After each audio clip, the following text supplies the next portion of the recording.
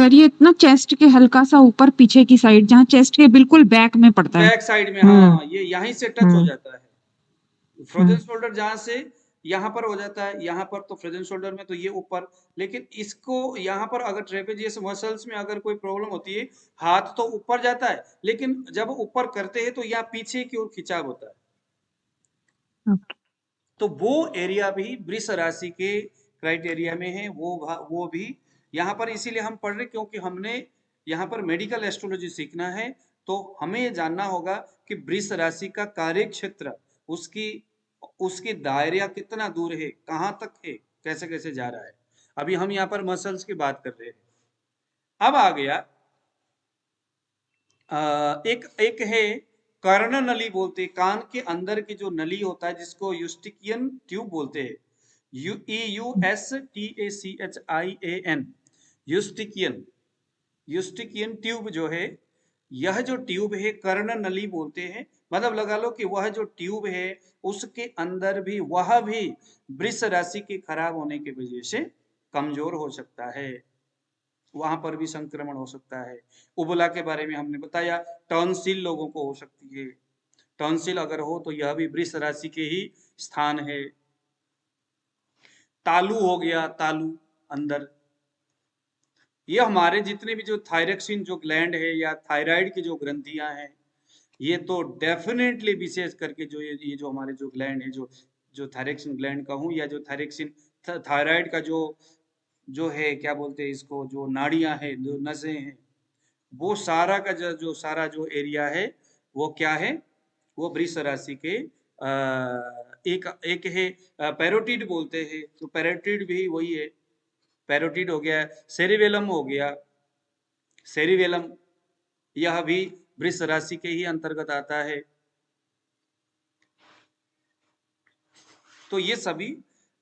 एक प्रकार से हमारा जो थायरक्सिन ग्लैंड हो गया, और यहाँ से लेकर के पीछे और यहाँ से लेकर के अर्ध कपाल पीछे की और थोड़ा सा हमारे ब्रेन के कुछ हिस्से को टच करके आगे से लेकर के गले तक, ये हमारा वृष राशि हो गया। ठीक है। अगर हम यहाँ पर हड्डियां और मांसपेशी को देखते हैं तो ग्रीवा हो गया, ये ग्रीवा हमारा ग्रीवा हो गया, ये ग्रीवा वाली भाग हो गई। और बोलते जो ग्रीवा के बाद मस्टाइडा हो गया, टेपेजियस अस्थियां हो गई,